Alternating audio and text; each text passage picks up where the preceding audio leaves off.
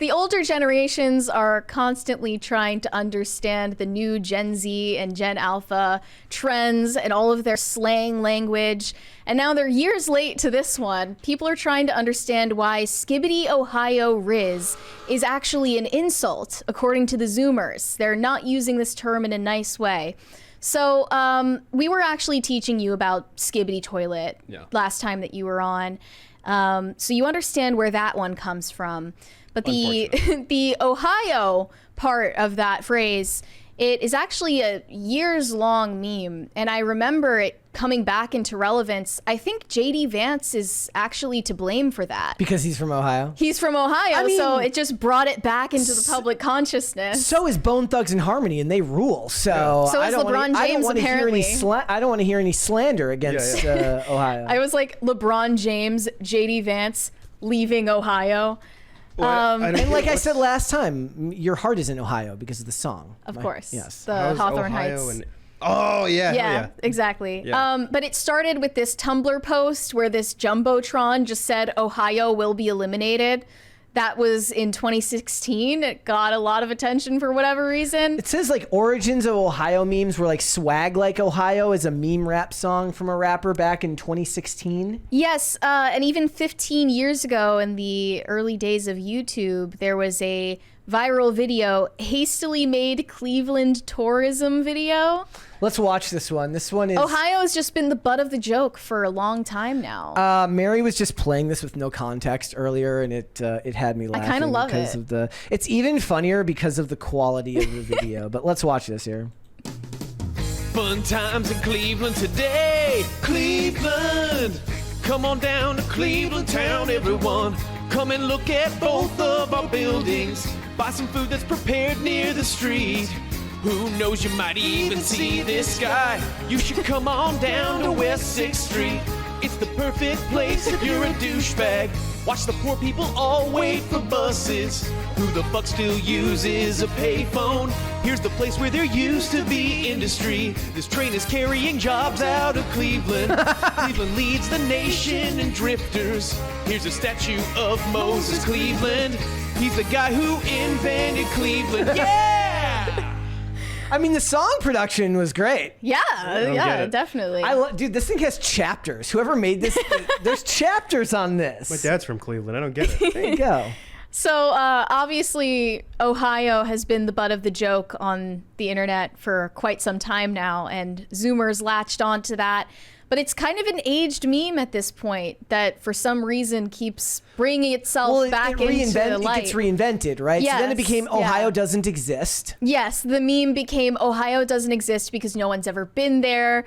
All of the bad things happen in Ohio. And people just scream Ohio, like it's a thing now. You know what I think? I have a conspiracy theory as to why I think stuff like this happens now.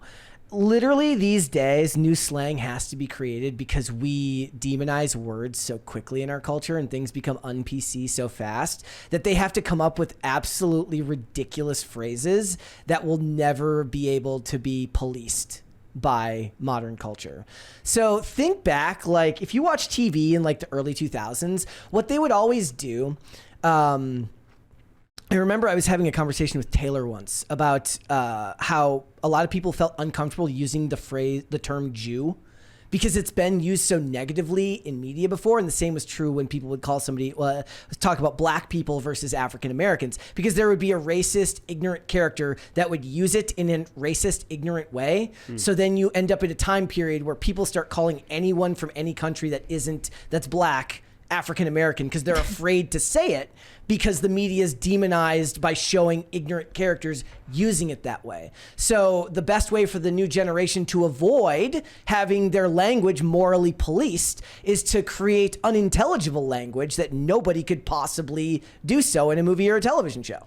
That's a good point, but I think honestly the root of it is just the post-ironic humor that attracts this new generation for whatever reason. Because the internet is so fast moving and slang that became relevant yesterday is irrelevant today. And Zoomers are even making fun of the older people and middle school teachers for finally finding out what this phrase means. There is actually a popular TikToker who is a middle school teacher, and he tries to educate the public about things like this. I like the guy who makes up fake Gen Z slang and then tries to gaslight Tries to make them adopt it. That's Surge. That has to be Surge. Just gaslights everyone. Well, that's Serge mogging you, dude. He just makes shit up, and I'm like, but it Surge sounds has real. Skibbity Ohio Riz. Oof. Them's just fighting words. Here we go. It was an insult? Yeah, you'll find Well, out why in a moment. Here we go. Skibbity Ohio Riz, what does it mean and why are kids saying it? Mr. Lindsay here back to define all the things that your middle schoolers are saying. Why does it We sound know like Dave Rubin? A little bit. A little bit, yeah. what Skibbity means, we know what Ohio means, we know what Riz means, but what does it mean when they're all together? Skibbity means something bad.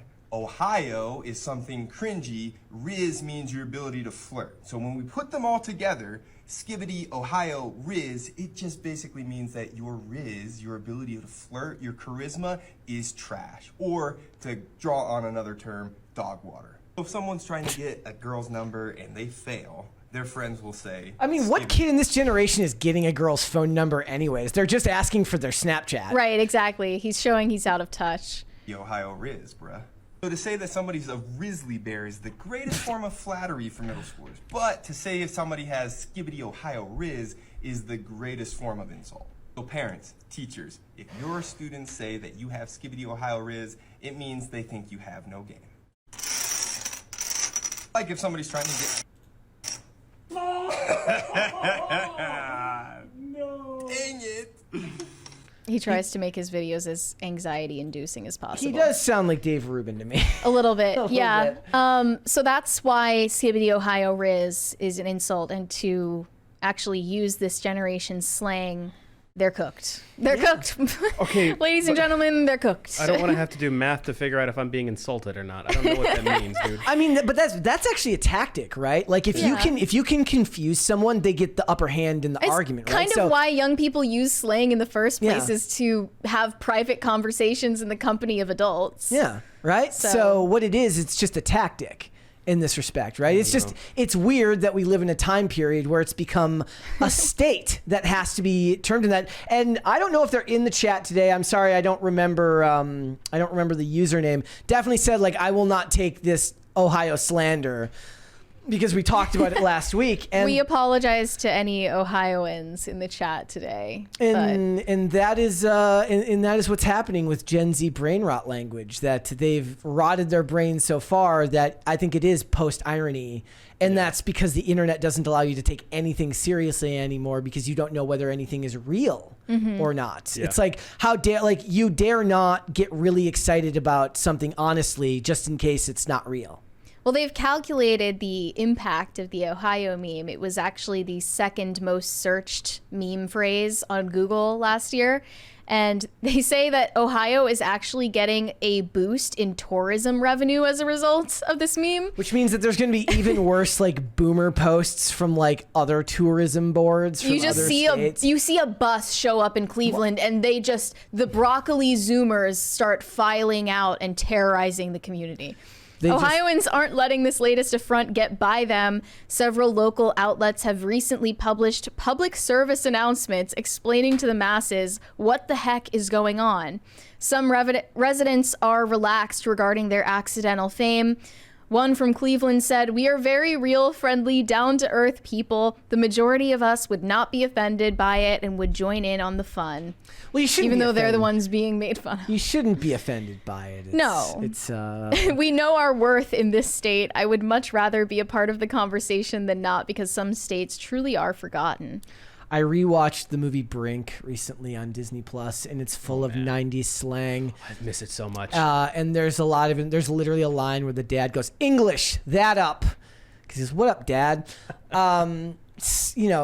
Kids having a language to themselves to separate themselves from their parents and their teachers is nothing new.